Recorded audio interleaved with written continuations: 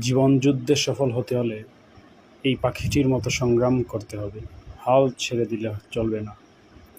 দেখুন পাখিটি স্রোতের সাথে যুদ্ধ করে কীভাবে মাছটিকে শেষ পর্যন্ত উড়িয়ে নিয়ে গেল।